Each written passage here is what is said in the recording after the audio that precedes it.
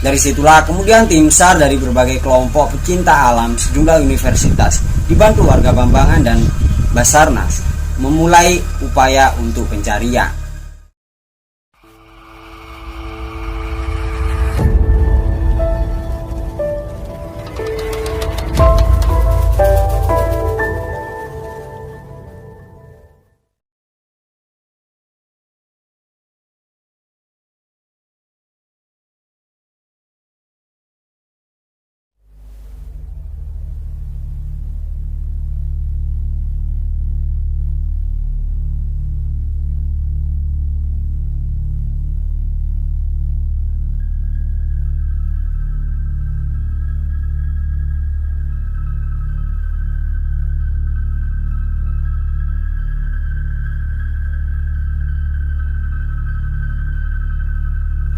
Assalamualaikum warahmatullahi wabarakatuh. Selamat malam teman-teman.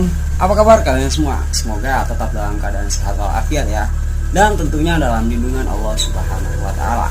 Di kesempatan pada malam hari ini aku akan menceritakan sebuah kisah pendakian yang mana kisah ini dialami oleh 7 pendaki mahasiswa dari Universitas Gadjah Mada di Gunung Slamet pada tahun 2001. Nah, seperti apa sih kejadiannya? Dan asalkan teman-teman tahu bahwasanya kejadian ini memakan korban, yakni 5 dari mahasiswa UGM ini meninggal dunia dan hanya 2 orang yang terselamatkan. Nah, seperti apa ceritanya?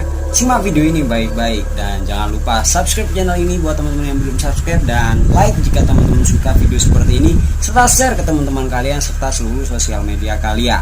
Langsung saja kita ke ceritanya. Oh ya, sebelum itu cerita ini bersumber dari akun media sosial Twitter mwv.mystic. Jadi buat teman-teman silahkan kunjungi akun ini atau cerita ini di link yang udah aku sediakan di kolom deskripsi ya. Langsung saja kita ke ceritanya. Sebelum tengah malam, jangan tonton sendirian.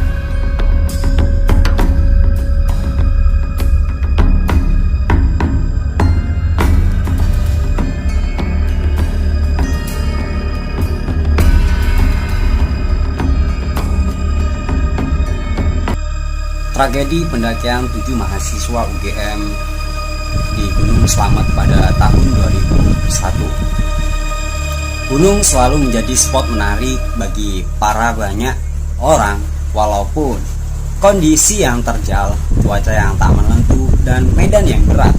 Nyatanya, pendakian masih menjadi hobi yang diminati. Hal ini pula yang dilakukan oleh 7 orang mahasiswa Universitas Gadjah Mada atas nama Turniadi atau biasa dipanggil Dodo, Mas Kuhi, Dewi Priamsari, Bagus Gantur, Sukanegara, Isma Rilianti atau biasa dipanggil Iis, Bregas Agung, dan Ahmad Fauza. Mereka berangkat Minggu tanggal 4 Februari 2001 pagi dari Gelanggangan. Mahasiswa UGM ke stasiun Lampunyangan menuju Bumiayu. Diselingi makan siang, mereka melanjutkan perjalanan dan tiba di Pengasinan sekitar pukul 15.30. Dari Pengasinan mereka menuju desa awal pendakian, Desa Kiwadas, yang berjarak 7 km, ditempuh dengan jalan kaki dan bermalam di Desa Kaliwadas tersebut. Senin 5 Februari, sekitar pukul 09.30, kelompok ini mulai melakukan pendakian menuju puncak Slamet. Kurang lebih pukul 15.30 WIB, mereka sampai di pertemuan jalur Kaliwadas Batu Raden dan meneruskan perjalanan sampai pukul 17.00. Kemudian membangun camp dan istirahat semalam. Selasa 6 Februari siang, sekitar pukul 13.00 WIB, mereka pun sudah berada di garis vegetasi puncak gunung tersebut.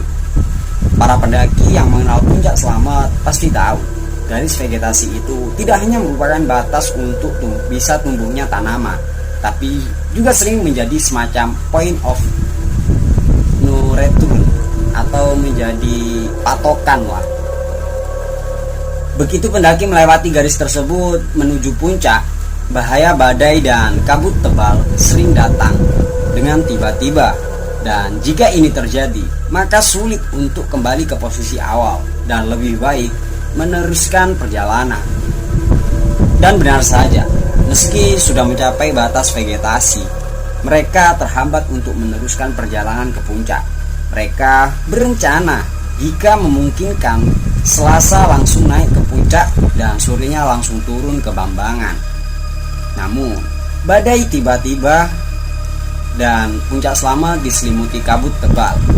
Mereka lantas memutuskan untuk membuat base camp, mendirikan 3 tenda di dekat garis vegetasi gunung berketinggian 3.432 mdpl. Mereka beristirahat untuk menunggu esok hari. Sebenarnya pada Rabu pagi pukul 05.00 WIB, cuaca sekitar puncak Selamat cukup cerah. Namun mereka tidak bisa mendaki karena belum mengepek atau packing perlengkapan. Baru sekitar pukul 06.00 WIB, barang-barang selesai di packing dengan menyisakan 1 tenda yang dibiarkan tetap berdiri. Mereka pun akhirnya menuju puncak. Namun saat itu pula, kabut tebal dan badai angin kencang kembali melanda puncak Selamat secara mendadak. Mereka kembali masuk tenda dan karena mereka tak mau mengambil resiko terserang hipotermia. Hipotermia dapat kapan saja menyerang mereka karena suhu di garis vegetasi saat itu di bawah 0 derajat Celcius. Sekitar pukul 10.00 WIB, badai mulai reda. Meski puncak masih diselimuti kabut, namun angin tidak lagi menderu kencang. Sebenarnya ada rasa keraguan untuk naik ke puncak melihat perubahan cuaca yang tak menentu. Tapi Mas Ruhi dan Dudu sebagai pendamping menyatakan berani untuk mengantar sampai ke puncak. Akhirnya perjalanan naik ke puncak diteruskan saat itu juga. Tapi di tengah pendakian, badai mendera kembali. Mereka masuk dalam situasi point of no return saat itu atau batas vegetasi. Mereka berada di tengah perjalanan antara batas vegetasi dan puncak. Mereka sempat berencana untuk kembali turun ke base camp, tapi baik kembali ke base camp maupun meneruskan ke puncak sama sulitnya. Akhirnya mereka memutuskan untuk meneruskan pendakian hingga puncak. Saat itu jarak pandang hanya sekitar setengah meter karena tebalnya kabut. Mas Ruhi, mahasiswa Visupol UGM, tiba-tiba saja berteriak minta tolong. Dia diduga terserang hipotermia. Hipotermia itu penurunan temperatur tubuh secara mendadak ya. Dan Mas Ruhi terguling ke lereng. Mereka semua mendengar suara itu. Namun karena tebalnya kabut, mereka tidak bisa melakukan apapun. Setelah mereka berenam sampai puncak, Dodo, Fausan, dan Gentur turun menjemput Mas Ruhi. Beruntung, Mas Ruhi ditemukan. Mereka memampa Mas Ruhi hingga ke puncak Tugu Surono. Tugu itu adalah tanda puncak tertinggi Gunung Selamat. Di puncak yang juga bibir kawah Selamat itu, mereka mendirikan tenda dan menginap semalam. Saat itu mereka tidak mungkin kembali karena badai makin menjadi-jadi. Bahkan hingga keesokan harinya, Kamis 8/2, badai tak juga reda, mengingat kondisi fisik mereka makin lemah. Padahal masih membutuhkan tenaga untuk turun. Akhirnya mereka memaksakan diri untuk turun. Saat itulah Mas Ruhi yang kondisi fisiknya masih lemah kembali terserang hipotermia. Dia sempat terguling lagi, namun beruntung Bergas yang ada di depan Mas Ruhi sempat menghadang tubuhnya. Kalau tidak, tubuh Mas Ruhi saat itu juga sudah masuk jurang. 5 pendaki lain segera mendekati tubuh Mas Ruhi dan bergas yang terjatuh. Mereka memutuskan menunda perjalanan dan kembali mendirikan tenda di sekitar lokasi jatuhnya Mas Ruhi. Padahal saat itu mereka masih berada di kawasan non-vegetasi atau tanpa tumbuhan sama sekali. Tiba-tiba beberapa meter di bawah mereka terdengar sayup-sayup suara beberapa orang yang berteriak-teriak. Namun mereka tak mendengar secara jelas apa yang orang itu ucapkan. Mereka hanya bisa berkomunikasi dengan peluit agar tidak saling kehilangan kontak. Mereka lantas meminta Dewi untuk mendekati asal teriakan itu, dipandu suara peluit dari pendaki lain. Akhirnya Dewi dapat mendekati mereka. Suara itu ternyata berasal dari pendaki dari Jakarta, tapi tidak berani memberi pertolongan karena kabut terlalu tebal. Para pendaki asal Jakarta itu memutuskan untuk turun ke Bambangan, desa terdekat di kaki Gunung Slamet, untuk meminta pertolongan dari desa tersebut. Dewi diputuskan ikut bersama pendaki dari Jakarta tadi untuk turun ke bawah. Saat itu kondisi Mas Ruhi masih hidup, hanya saja kondisi terlihat payah. Dalam perjalanan turun bersama pendaki Jakarta itu, Dewi sempat bertemu tim SAR dan sampai di Bambangan Kamis malam sekitar pukul 21.30. Segera setelah itu Dewi yang mahasiswi D3 Fakultas Geografi UGM itu melapor ke Kapolsek. Sementara itu siang hari menjelang sore, di atas sana cerita getir terjadi. Maut kemudian merenggut 5 nyawa pendaki Mapagama itu. Satu demi satu korban pertama adalah Mas Huri. Mas Huri menghembuskan nafas terakhirnya di lokasi basecamp, tepatnya di Pangkuan Dodo. Mereka memutuskan untuk turun meninggalkan jenazah Mas Huri dengan pertimbangan akan dievakuasi kemudian setelah mendapatkan bantuan. Namun kondisi fisik Bargas dan Fauzan sudah sangat kelelahan. Baru turun beberapa meter, Fauzan terjatuh ke selokan dan terguling beberapa meter. Bergas juga tampak kepayahan. Akhirnya diputuskan untuk mendirikan tenda dan menginap lagi semalam. Di tempat ini Fauzan terserang hipotermia, sementara persediaan logistik juga semakin terbatas. Mereka juga tidak bisa memasak karena kompor gas lipat mereka terbawa oleh Dewi. Mereka hanya makan seadanya, mie instan kering, permen dan sambal pecel. Jadi buat teman-teman kalau mau naik gunung, usahakan untuk perlengkapan kalian disiapkan matang-matang, jangan sampai ada yang tertinggal. Di keesokan harinya Jumat tanggal 9 bulan 2 diputuskan hanya Dodo yang turun ke bawah untuk minta pertolongan, sementara yang lain bertahan di atas.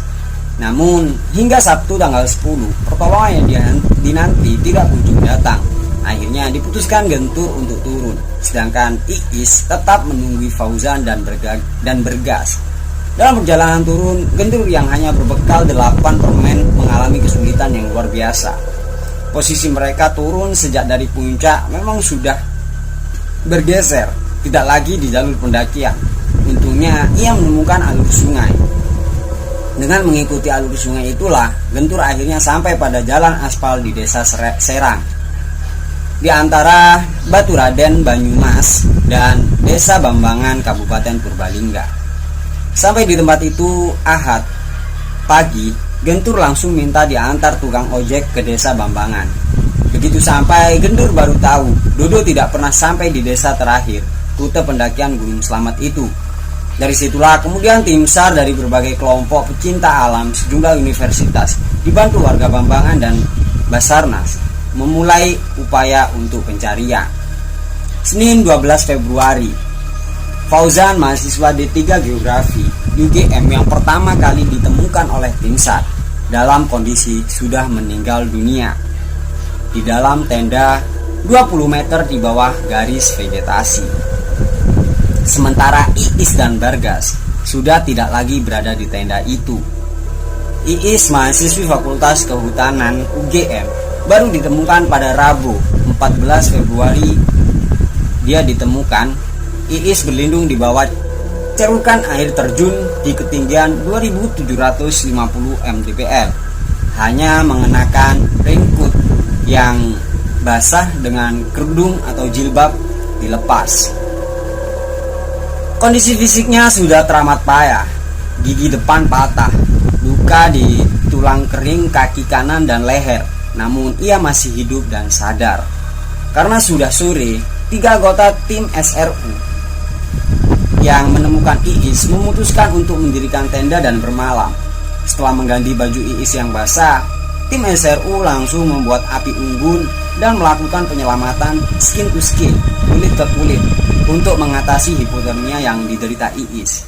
Dari sore sampai malam, hanya itulah yang bisa dilakukan. Eko Cahyo, anggota SRU 3 dari unit P3K UGM, memutuskan memasukkan Iis ke dalam sleeping bag sekitar pukul 22.00. Iis mulai membaik dan bisa bicara serta menjawab beberapa pertanyaan-pertanyaan yang diajukan dengan mudah.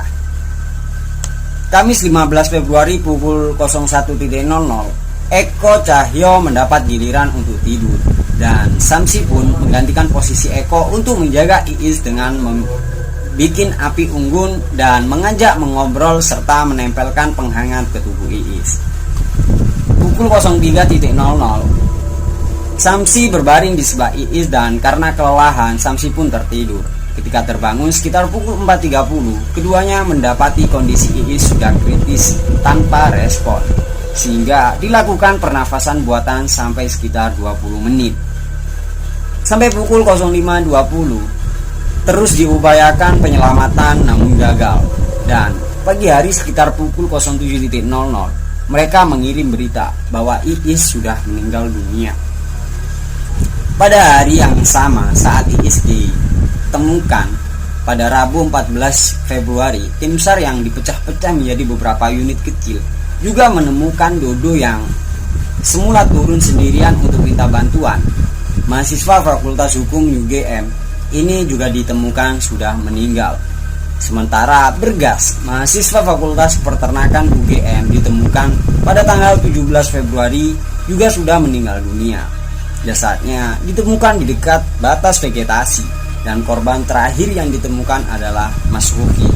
Jenazahnya baru ditemukan Senin 19 Februari pada lokasi jauh dari tempat semula ditinggalkan teman-temannya, sekitar 200 meter di atas garis vegetasi. Pindahnya posisi jasad Mas Ruki ini juga sempat menjadi pertanyaan kala itu. Dan dari 7 pendaki Mapagama itu, hanya 2 pendaki, yaitu Dewi dan Gentur, yang selamat. Nama kelima korban yang meninggal di dunia kemudian diabadikan melalui sebuah plakat berbentuk segitiga di Gunung Slamet yang dibuat oleh keluarga besar Mapagama. Jadi kalau kalian yang ke Gunung Slamet pasti tahu plakat yang bentuk segitiga seperti ini. Nah, ini tuh dibuat untuk mengabadikan nama-nama mereka yang telah gugur di pendakian Gunung Slamet. Jadi buat teman-teman nih, beneran, jadi kisah kali ini bukanlah kisah horor ya, namun ini murni kisah nyata yang memakan korban. Entah kejadiannya ini seperti apa kok bisa sampai hipo dan terjadi badai di atas. Kalau secara geografis pasti ada penjelasannya, tapi secara gaib seperti apakah aku juga nggak tahu. Mungkin besok-besok akan aku cari informasi tentang cerita ini. Mungkin ada penjelasan yang secara rinci menurut pandangan gaibnya, akan aku kembali ceritakan. Namun untuk saat ini cukup sekian cerita yang dapat aku sampaikan. Kurang lebihnya aku mohon maaf yang sebesar-besarnya. Apabila ada kritik dan saran untuk video ini, silakan tulis di kolom komentar. Askal mulai dipamit undur diri. Assalamualaikum warahmatullahi wabarakatuh. Jangan tonton sendirian.